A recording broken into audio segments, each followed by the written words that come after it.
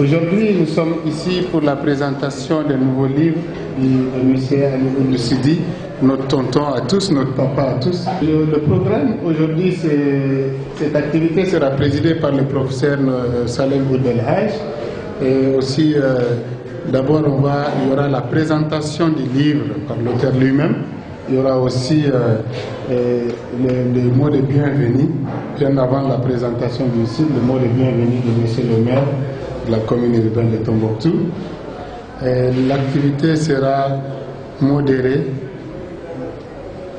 et puis pilotée par le professeur. C'est lui qui va donner la parole, c'est lui qui va retirer la parole.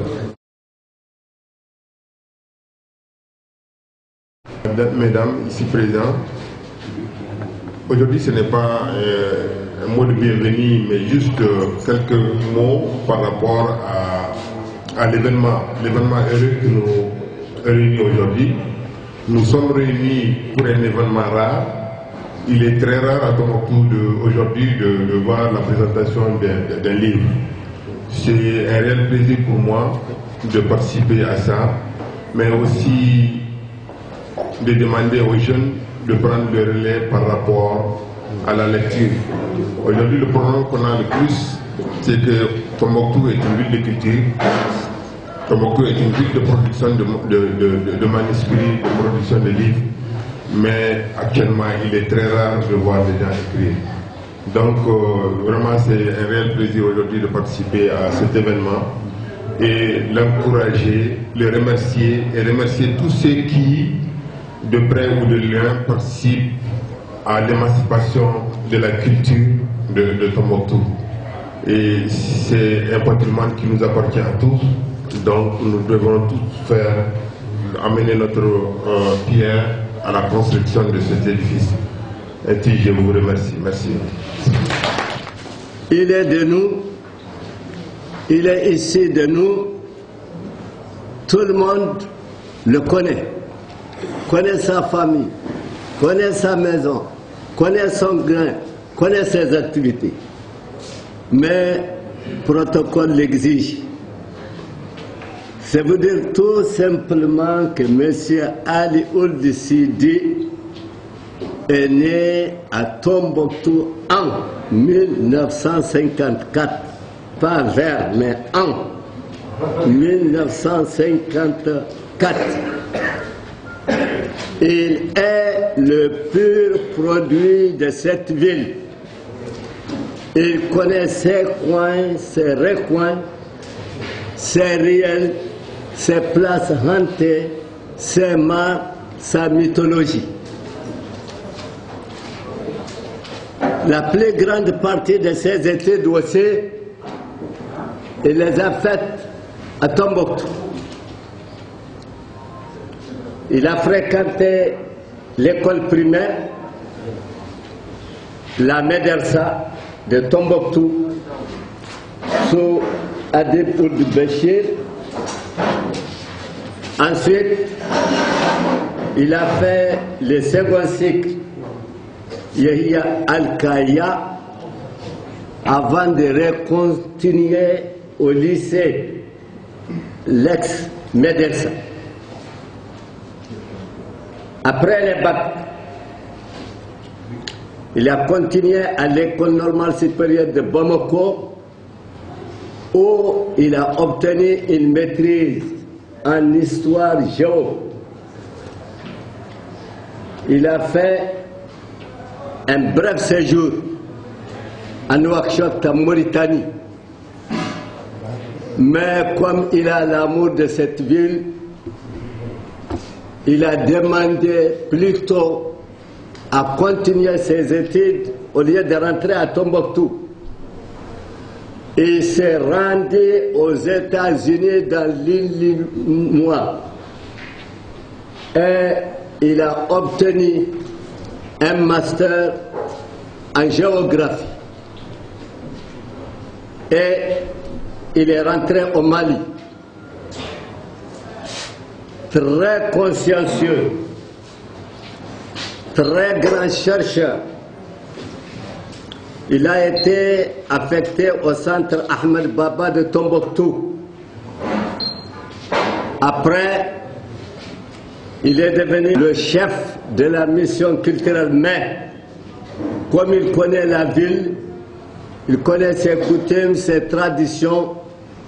En 2004, président de la délégation spéciale, chef de la mission culturelle. Ensuite, il est affecté au ministère de la Culture où il a été conseiller technique. Aliou Décidé, qui aime la culture, s'est toujours occupé de la recherche. Et si on regarde ses écrits, il a écrit un premier livre, ici c'est le second. Son centre d'intérêt c'est de ce Tombouctou, comme il a l'amour de cette ville mythique. Donc le livre qu'il va lui-même nous présenter est intitulé « Les mystères de Tombouctou, la ville mystérieuse ». C'est la question que tout le monde pose, qu'il soit tombouctien, qu'il soit malien, qu'il soit étranger, tout le monde nous dit « expliquez-nous les mystères de Tombouctou ». Aliou Décidé, qui connaît cette ville, ses coins et recoins, a essayé de l'expliquer partant des preuves matérielles et immatérielles en touchant tous les domaines. C'est pour vous montrer que le mystère de Tombouctou se trouve partout. On va l'expliquer et on connaît toujours à l'expliquer parce que ce mystère, on ne le rattrape jamais. Je vous remercie. J'ose espérer que le débat sera riche et que le débat sera participatif. Donc j'avais déjà produit un premier livre, le département culturel de Tombouctou, enjeux et perspectives. Mais les gens continuent à me poser la question suivante. Pourquoi parle-t-on des mystères de Tombouctou? Pourquoi Tombouctou est-elle une ville mystérieuse? Quels sont les mystères de Tombouctou? Donc ceci fait partie des raisons qui expliquent, si vous voulez, l'histoire de ce thème-là. Moi, je ne suis pas sûr d'apporter ou de traiter de tous les mystères de Tombouctou, mais j'ai essayé quand même de toucher à l'essentiel. Alors, pourquoi laisser parler sur Tombouctou? C'est la manifestation d'une promesse qui a été faite à la jeunesse, qui avait promis de produire ce livre. Alors, pourquoi ce thème sur les mystères de Tombouctou, la ville mystérieuse? En 1897, il y a un Français qui est venu ici, du nom de Félix Dubois, et qui a écrit, c'est lui qui, la première fois, à travers l'histoire, là sont les villes comme Tombouctou, qui ont suscité tant de convoitises, tant de mythes. Parce que Tombouctou a été fondé au XIe siècle. Tombouctou a connu plusieurs périodes, comme le disait notre père Mahamad Alassane Haïdara. Tombouctou a toujours été convoitisé sans être convoité. Cela veut dire quoi? Les Touaregs, les Pambara, les Peuls, si on prend les différents empires du Ghana, du Mali, du Songhai, tous ceux-ci se sont intéressés à Tombouctou. Les Marocains, ils ont fait leur temps, les Français ont fait leur temps, mais Tombouctou n'a jamais appartenu à un seul groupe ethnique, encore moins à un seul empire, ni à un royaume. Tombouctou a su tirer, on verra ça d'ailleurs, Tombouctou a su tirer du patrimoine de l'ensemble des entités politiques. C'est ce qui fait la richesse de Tombouctou. C'est pourquoi vous verrez que dans mon livre, je vais traiter de l'expression Koyrégué, pas Koyrébo. Koyrégué, c'est plus représentatif. Quand on dit qu'un tel est Koyrégué, cela veut dire qu'il ressemble vraiment, c'est le prototype tombouctien qui a en lui, il a des vertus, il a, si vous voulez, un way of life, un mode de vie qui représente beaucoup de choses pour nous. Alors, pourquoi est-ce que je me suis intéressé à Tombouctou? On a toujours parlé aussi de ces mystères. L'ogre de Tombouctou, on entend, le sel de Tombouctou, les manuscrits, les jurisconsultes, les saints qui étaient là, l'architecture de Tombouctou. Alors, on parle aussi de l'université de Sankoré, qui était là à Sankoré, avec ses 25 000 étudiants. Mais où sont passés tous ce temps, ces manuscrits? Qu'est-ce qui est devenu de l'université de Sankoré? Et comment se présente aujourd'hui Tombouctou? Parce qu'il ne s'agit pas seulement de parler du passé de Tombouctou, mais comment se présente Tombouctou aujourd'hui? Est-ce que c'est Tombouctou que nous voulons ou pas? Quel est notre rêve? Quel est le type de Tombouctu qu'on veut voir dans l'avenir? Donc, on veut aussi savoir, à partir des problèmes que nous connaissons, problèmes de démographie, la ville se développe, il y a l'essor urbain, il y a aussi le problème d'insécurité, il y a le problème de terrorisme, il y a les changements climatiques. Mais est-ce que Tombouctou ne réserve pas, si vous voulez, d'éléments culturels qui peuvent nous aider à trouver des solutions à ce problème? Donc, parmi les raisons du thème, je voudrais apporter ma touche, ma contribution à l'écriture, à une meilleure visibilité de l'histoire de Tombouctou. Parce que l'histoire de Tombouctou a été écrite par des non-tombouctiens, par des gens qui ne connaissaient pas Tombouctou, par des Français, par des voyageurs arabes, etc. Alors, maintenant, dans le deuxième chapitre, je parle de la localisation de Tombouctou. Parce que les géographes ont eu ce problème-là. Dans certains cas, on confond le fleuve Niger et le Nil. Pour cette raison, Tombouctou a changé plusieurs fois de coordonnées géographiques, de localisation sur les cartes. Mais comme je vous l'ai dit, une année, il y a l'autre qui est venu ici, Léon l'Africain est venu ici, il a eu à faire une carte, on l'appelle l'Atlas. Voilà. Al-Wazan, il a écrit ce livre et il a fait l'Atlas catalan qu'il a fait pour Abraham Press. Et c'est quand même une série d'études et qui présente dans beaucoup de livres, c'était intéressant, 75, qui présente deux personnages, un Tanguy et l'empereur Kankou Moussa. Et vous avez Kankou Moussa qui, pour les insus du pouvoir et les manques de prospérité, avait une couronne, un sceptre et un fruit. Et c'est à partir d'ici que les Européens vont demander ils vont envoyer des missionnaires sur Tombouctou. Il y aura des sociétés de géographie qui vont se constituer en France, en Angleterre, un peu partout. C'est ainsi qu'on verra d'abord Gordon Lem qui sera envoyé en 1826 ici, sera assassiné. 2 ans après, le premier Européen il va atteindre Tombouctou et retourner sain et sauf, c'est René Caillé. Alors, donc, chacun d'eux essaie à écrire ce Tombouctou, en tout cas ceux qui ont la chance de survivre. Parfois, si vous voulez, c'est des déceptions. Ils sont déçus par la situation qu'ils ont trouvée et qui ne répond pas, si vous voulez, à ce dont ils s'attendaient.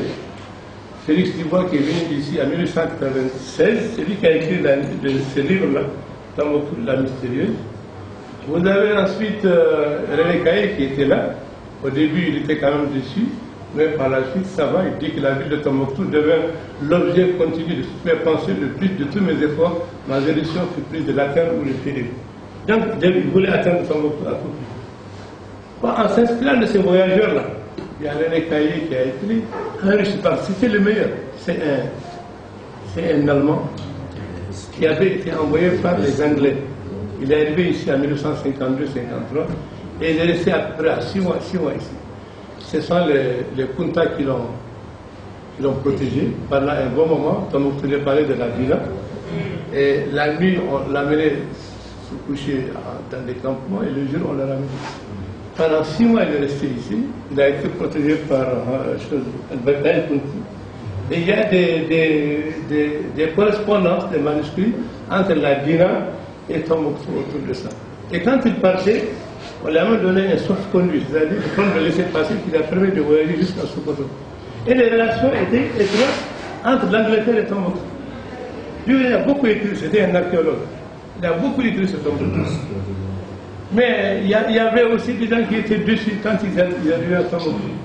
Par exemple, l'autre là qui disait, revenu de mon enthousiasme, j'ai trouvé que le spectacle que j'avais sous les yeux ne répondait pas à mon attente. Ça, c'est René Caillé.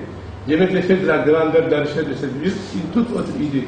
Elle offre au premier aspect qu'un amas de maisons en terre mal construites dans toutes les directions.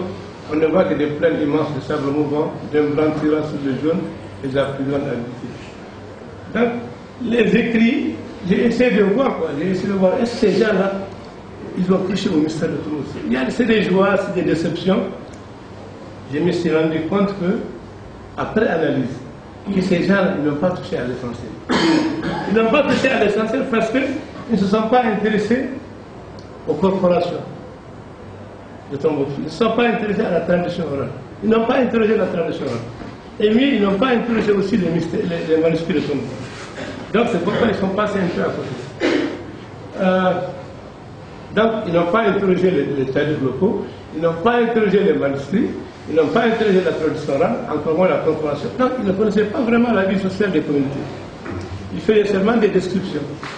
Alors, Parmi eux, il y en a même qui ont essayé de se comprendre de la population. Je vous ai dit que René Caillé, bon, lui, il essayait de dessiner la mosquée de Djinguerebel, mais quand on le trouvait, il disait non, il était en train de lire le Coran.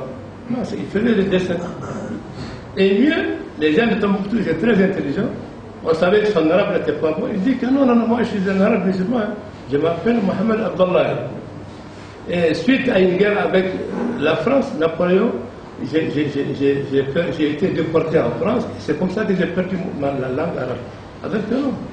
Mais tout ça, ils l'ont fait, c'est pour bien connaître Tombouctou. Et en la matière, nous avons notre frère Tanina qui a écrit un bon poème. Avez-vous déjà visité Tombouctou? Tombouctou, la mystérieuse. C'est là que René Caillé, Abdallah, Mohamed Abdallah, explorateur français au petit matin du 20 avril 1828, dans la grande mosquée de Djinguerebel, les bras ballants, la tête basse, a perdu son bâton de pèlerin pour se confondre joyeusement à la grande famille de Tombouctou. Tout ça, c'est pour pouvoir s'intégrer à la société et connaître la société. Mais après, on va découvrir un manuscrit sur lequel, à l'époque, il n'y avait pas tellement de papier. Il y a deux écritures, l'écriture arabe et l'écriture en langue anglaise. Mais ça, je ne pourrais pas le dire ici, il faut vraiment lire un peu le livre. Alors, le chapitre 4 porte sur la contribution de Tombouctou par rapport au commerce international. Cette ville-là, si vraiment vous découvrez la contribution de Tombouctou par rapport au commerce international, ça va vous étonner. Je vais vous donner quelques chiffres. Lenz, c'est un Autrichien. Il est venu ici en 1880 à peu près. Et il a écrit qu'à Tombouctou, on est très bien informé de ce qui se passe en Europe. Les gens étaient très bien informés du commerce et autres. Parce qu'il dit que tout cela est dû au contact avec le Maghreb. Dès qu'il y a une information, l'information se propage. Il dit que les gens étaient déjà au courant de l'itinéraire que lui devait suivre pour aller au Maroc.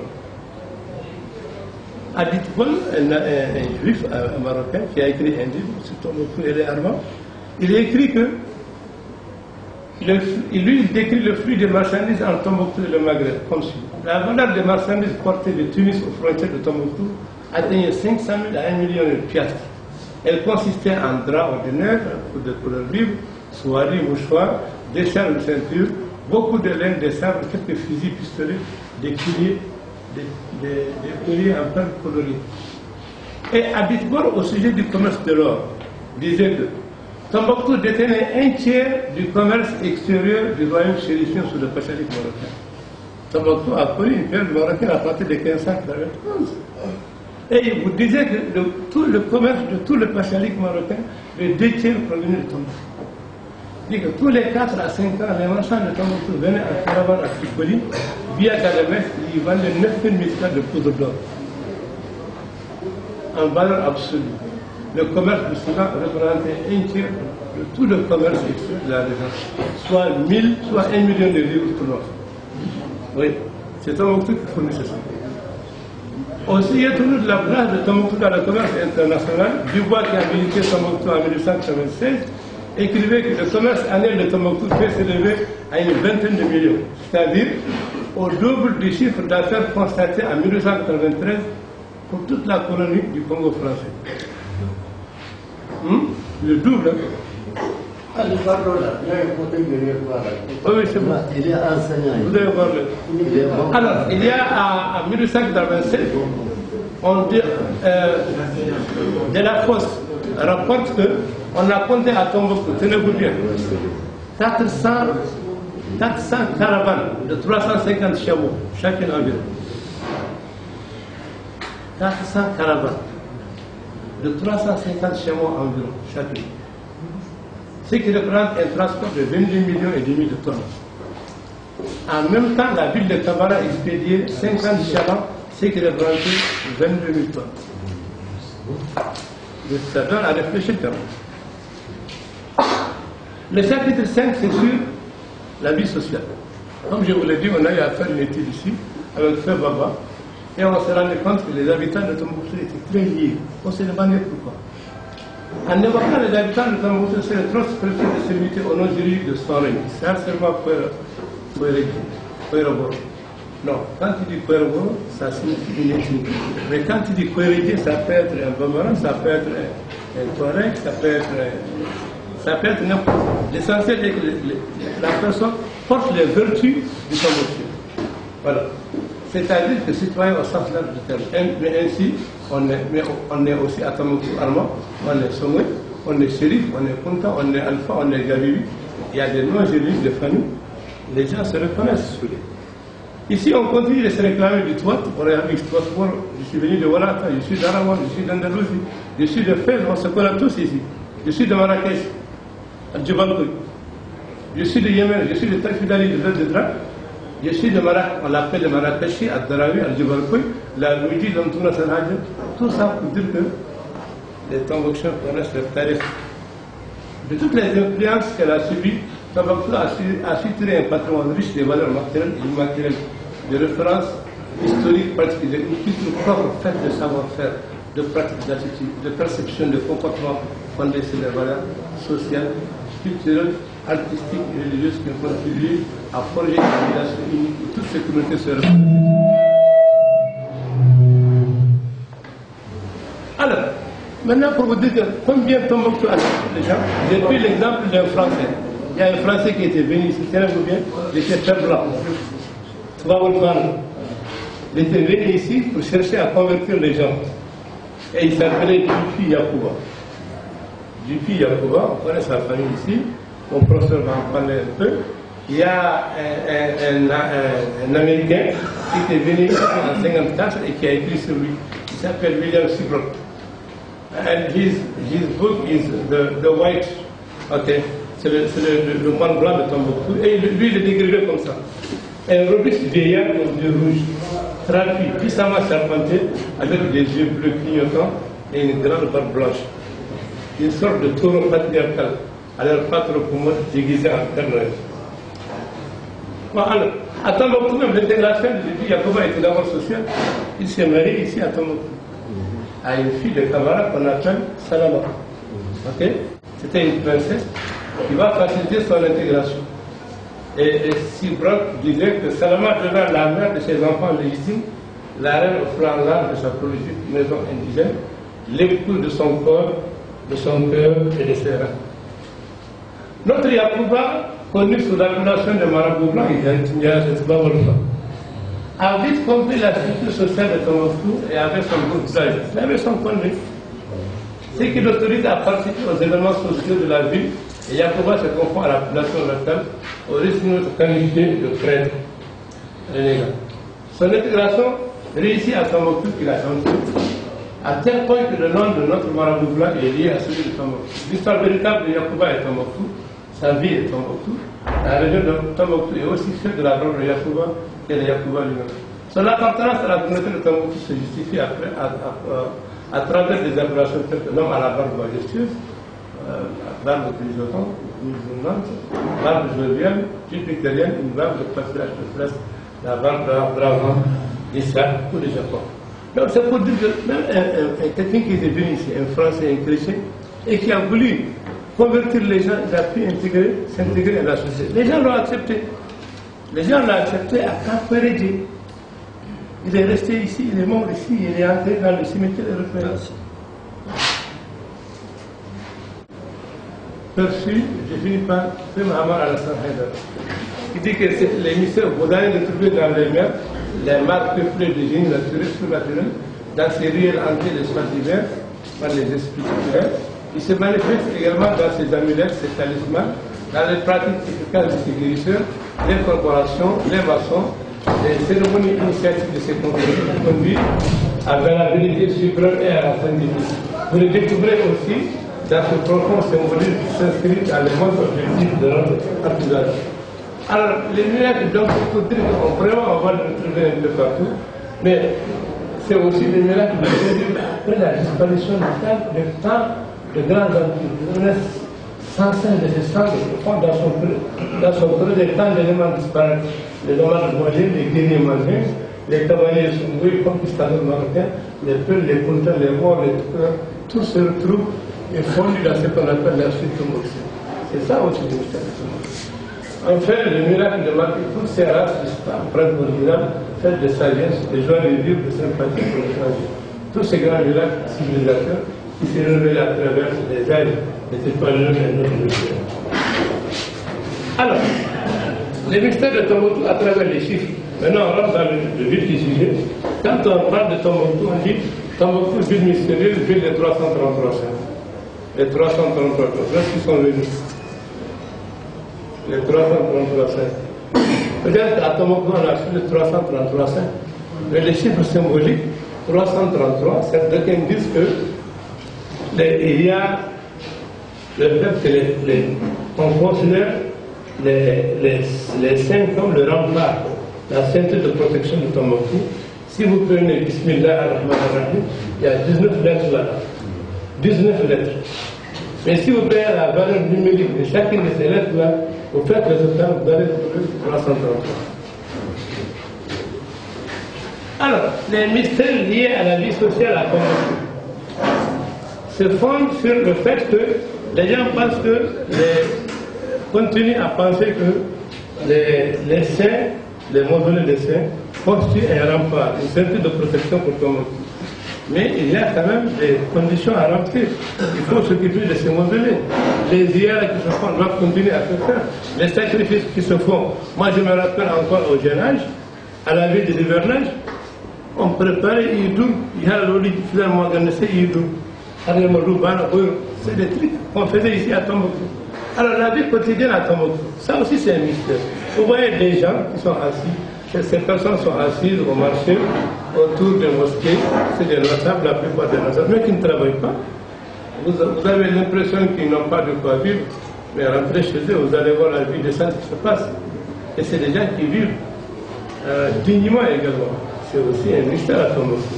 Ceci s'explique par la solidarité entre les gens.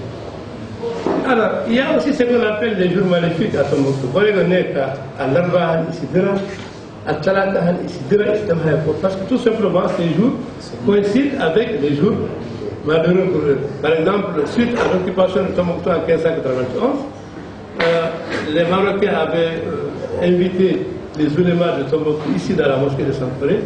On leur a demandé de prêter allégeance immédiate. Le souverain saoudien immédiat dans le prêté. Voilà qu'il a tout immédiat. Il y a tout immédiat. D'autres individus, parmi eux, il y a Alpha Moya. Je sais Alpha Moya, l'Amtoun, qui est à l'est de la vie. Et cela, d'après certains historiens, quand on l'a tué, son nom a été la Shahada, le sang. Les gens qui ont fait ça qu'on appelle les Larouji,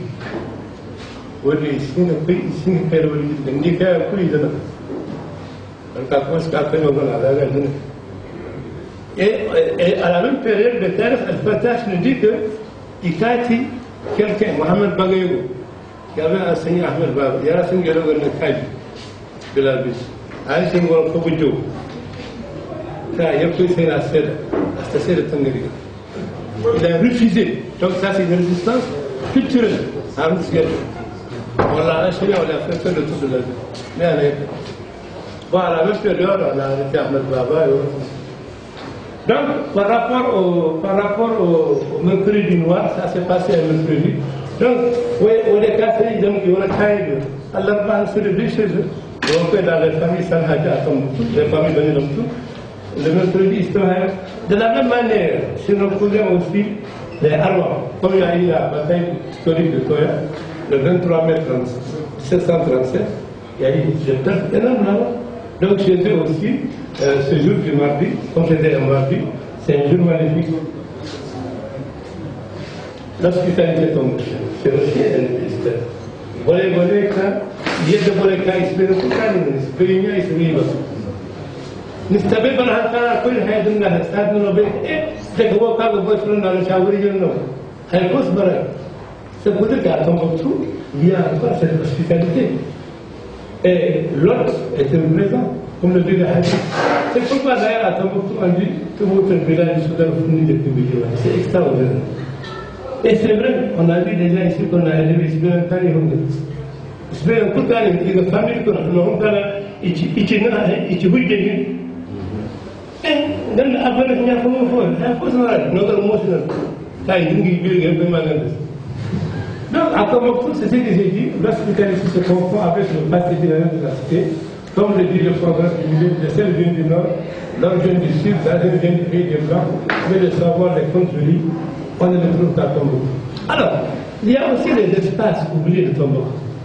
Parce qu'à Tombouctou, on a eu aussi Al-Farouk. Donc, tout l'itinéraire de Al-Farouk est truffé d'esprit hanté. On verra ça. Bon, donc, ce qu'on appelle communément les espaces oubliés de Tombouctou. Parmi ceux-ci, il y a 8 bâtiments. Oui, 8 bâtiments, ça va. 8 bâtiments habités après longtemps. Il y a aussi Gorgogna, par exemple. Gorgogna, on connaît Gorgogna. Voilà, la Guinée est une lutte. S'il faut faire des frappes pour amasser pour les gouvernements, après il y a un dernier de Sahara. Oui, parce qu'à Gouda, il y a Chine, après il y a une Guinée. Après il y a dérangé. Pour le bonheur du pécage, tout le monde a Alpha, il y a des sous-complaces. Mais il y a des gens parce que nous avons fait des choses.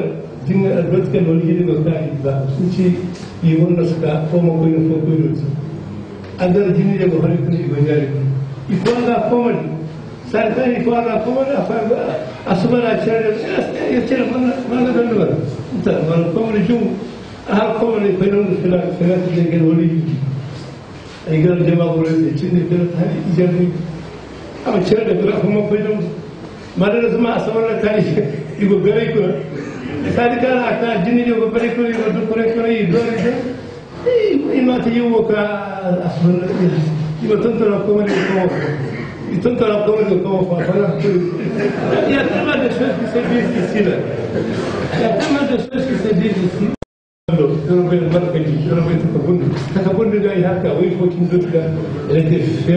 c'était un génie Sadi da karabani de kabur a yitin diginde har yau kan shirye yi no ga talibin ai ugo ko na kai yin su kin sa ara ya aussi les miracles des saints on rappelle que mais c'est des données alors vous dites là il y a une données ce n'est pas la peine de voir les figures البلبلي وكاي هوس بلي بيرفون يا هاو جي جوا سالتا ما فرق بين الفريق جيري شنو ترى حسبه أمام فتحه وجه مرتي برفو بيت لم يقولوا الولي يفوق هو البلبلي أقوي بين أقوي تقول الكل عليه تقول كذا ستة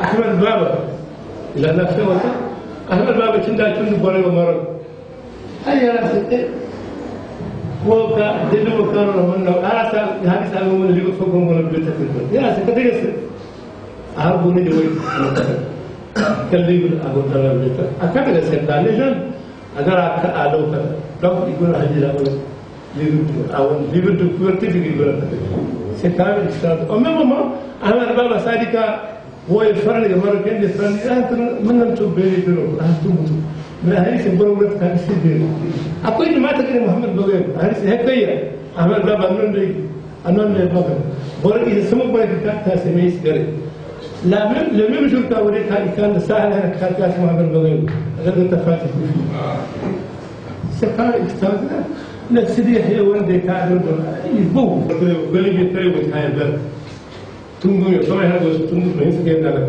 تونغو تلقى تونغو c'est un bout de voile dans cette métaphore comme on peut comparer au bout du voile de la femme c'était une forme insurvole ça me fait une touche voilà الخيل كله ولا تراجع ولا برجع ولا قديجة ولا يفوق.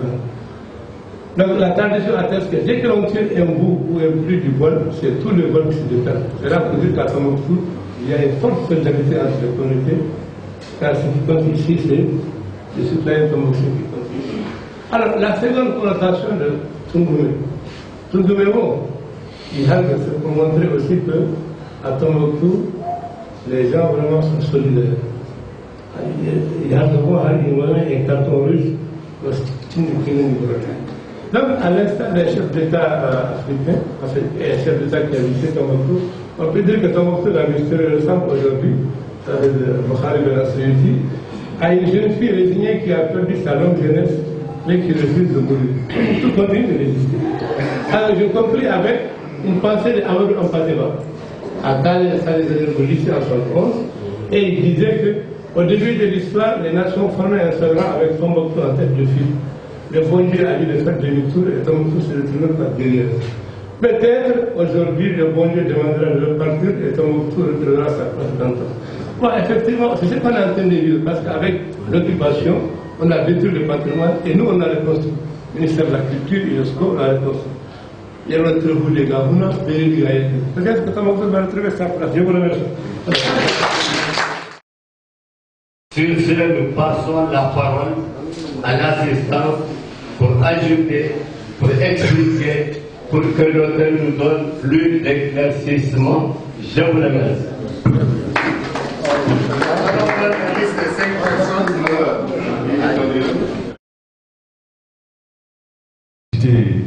Ali Sidi pour être généreux, parce que là, il a vraiment versé ce que nous attendons beaucoup des écrivains de Tombouctou.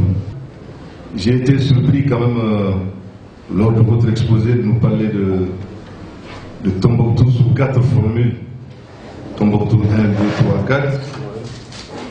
Et Tombouctou imaginaire. En ce moment, quelle est la nuance? Monsieur l'auteur, je vous remercie.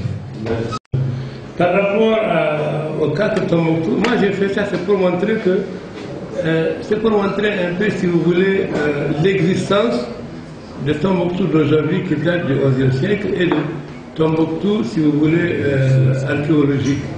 Pour dire, montrer également que il y a même dans le tarif et le fêtage, ce que les gens ne parlent pas, on parle d'une vieille ville qui avait été fondée avant celle-là, qu'on appelle Trika, c'est-à-dire c'est le pluriel de route. C'était une vieille ville qui avait été fondée avant Tombouctou et qui se situait le long du fleuve. Peut-être comme c'était à côté de cette ville archéologique, là, on ne sait pas. Donc, dans l'histoire, il y a ce qu'on appelle le dépassement. Chaque fois, on découvre, chaque fois, il y a du nouveau. L'histoire, c'est comme la géographie, c'est une science dynamique. Chaque jour, il y a du nouveau, on apprend, on améliore, mais on ne peut pas dire que c'est ça la vérité. La vérité scientifique, c'est après confrontation de différentes sources. Même Bouktou. Il y a plusieurs sources autour de Bouktou. Les tarifs locaux, le fêtage et le Soudan, parlent de la fondation par les marchands. Il y a une tradition orale qui parle de l'argent au grand nombril. Mais ça vaut ce que ça vaut. J'étais installé aux environs de Takaboum, ça vaut ce que ça vaut. Donc, moi je pense qu'il y a aussi l'archéologie qui vient confirmer tout ça. Donc, il faut faire la part des choses. Ce n'est pas parce que je vais parler de mon père, je parle de mon père. Si mon père n'a rien fait, je ne peux pas en arriver. Je ne peux pas. L'histoire est là. Ce n'est pas une question de sentiment, l'histoire, non. والله الليفر اللي عدل ما شاء الله احسن الخالقين تبارك الله ولكن عندنا فيه شوي من النقص. Dit que le livre est très bien fait, très bien écrit, et il a quelques questions. نبغي علي ولد سيدي هذا اللي جاب به الناس كامله وخلى هذه الناس اللي كانت حاميه تنبوكتو هون من الاصل وتعرفها الناس كامله. اللي هي مجموعة ينقال لها مجموعة البرابيش كانت حامية تنبوكتو وحماتها إلى يومنا هذا هي ما زالت أراي فيها. Dit qu'il remercie beaucoup l'auteur pour tout ce qu'il a dit par rapport aux différents apports des différentes communautés au niveau de la ville de Tombouctou, mais il ne voit pas l'apport de la communauté brabiche dans ce livre-là. هذا هو اللي عندي وباقي يتصور استاذ ونبغي نعرف هم اللي علاش. والسلام عليكم ورحمه الله وبركاته. Notre frère, M. Mohamed, qui a parlé de Berabiche, pourquoi je n'ai pas parlé de Berabiche? Moi, dans ce livre-là, le second livre, je ne parle que des mystères de Tombouctou. L'histoire de Berabiche, il faut prendre peut-être le premier livre. Il y a le premier livre. Je parle de l'histoire d'Arawan là-bas, des relations avec les Berabiche. Et si vous voulez, vous êtes sérieusement intéressé par l'histoire de Berabiche, il y a une publication de Mohamed Mahmoud Cheikh, Tarikh Asawad, qui est là et qui parle de l'histoire de Berabiche. Il y a l'historien Mokhtar Hamdilou, mauritanien, qui a parlé de l'histoire, des relations entre Tombouctou ici. Il y en a plein. Il y en a beaucoup sur si vous voulez, l'histoire de Berabiche. On ne peut pas aussi parler de l'histoire de Tombouctou sans le Bérabiche. Et moi, j'ai parlé des Arabes. Quand je dis les Arabes, c'est les Bérabiche. À Tombouctou, il y a eu des Arabes. On sait à quelle période les Lamtouna sont venus ici, les Arabes sont venus ici. On connaît les liens entre les Harawan et ces gens-là. On connaît les liens entre Tabaza 1 et les Bérabiche. C'est eux qui s'occupaient du sel, c'est eux qui s'occupaient de la terre de sel. C'était des guerriers. Personne ne peut les choisir. Je lui dirais simplement Barakallahu Fik. Nous l'avons pratiqué, nous l'avons connu et j'ai un certain nombre de contributions apportées sous forme de témoignages. Nous avons été au lycée de Tombouctou ensemble. Nous avons connu une Française qui a été notre professeure d'anglais, Ninon Rouget, Ali se souvient certainement. Elle nous racontait qu'une fois en vacances en Grande-Bretagne, elle a vu son passeport faire le tour de l'aéroport. Les douaniers, les gendarmes, tout le monde faisait passer son passeport et les gens se marraient. Alors, à un moment donné, elle s'arrête et dit mais qu'est-ce qui se passe? Les gens lui disent mais madame, c'est pas possible, Tombouctou ça n'existe pas. Tombouctou ça n'existe pas, c'est de la légende. Alors elle a expliqué que Tombouctou existait bien et la preuve c'est qu'elle a revu avec un professeur d'anglais au lycée de Tombouctou. Et là, elle a été le centre d'intérêt de l'aéroport, c'est pour dire un peu la perception que les gens ont de Tombouctou. Le deuxième témoignage, c'est un chrétien qui a résidé à Tombouctou. Il a pris sa retraite ici. Il a intégré la communauté tombouctienne. Il était au baptême, au mariage, tous les événements sociaux. Alors il s'est retrouvé à Bamako à la retraite, à Kalamankoura. Et sa maison jouxtait celle d'un wahhabite. Le matin, sa femme, pour faire le petit déjeuner, allait chercher du feu chez le voisin. On lui dit, tu ne peux pas prendre du feu ici, tu n'es pas musulman.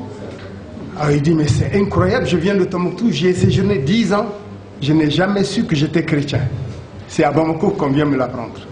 Voilà, ça c'est un témoignage. Et le dernier, c'est un Tombouctien qui a une épouse qui n'est pas d'ici. Il avait l'habitude de faire un geste à sa belle famille régulièrement chaque semaine. Alors la femme a voyagé et les parents de la femme se posaient la question, est-ce que cette fois où la femme n'était pas là, le geste allait continuer? Et la belle-mère leur dit, attendez, si il est Tombouctije, on saura, mais s'il est juste de Tombouctou, s'il est Tombouctou Boro, on saura. Alors le monsieur, quelques temps après, il est venu avec le président comme il a l'habitude de le faire, et la belle-mère dit, je ne me suis pas trompé, il est Tombouctije. Voilà, c'était un peu un témoignage que je voulais apporter. Ce livre qui vient d'éditer, vraiment ça fait honneur à Tombouctou. Bon, je n'ai pas beaucoup de choses à ajouter, si ce n'est une petite contribution sur surtout les mares qu'il a cités. D'abord, les mares, il y a des mares très importantes qui ont été omises, telles que par exemple Yorobangu, qui a été creusé au temps de Cheikh Sidi Bekay. C'est les contacts qui ont creusé la mare de Yorobangu. Et c'était pour la boisson, c'était le puits. Ensuite, il y a Hamabangu. Il y a Adje de Bangu qui a été creusé par les Armands. Et aussi Bangu Taou. Donc les trois mares, Yorobangu, Hamabangu et Adje de Bangu, c'était pour boire, c'était les marques pour la boisson. Il fallait quand même que les gens subsistent. C'est pour cela que ceux-là ont mobilisé les populations pour pouvoir creuser ces marques, pour pouvoir quand même avoir de la boisson.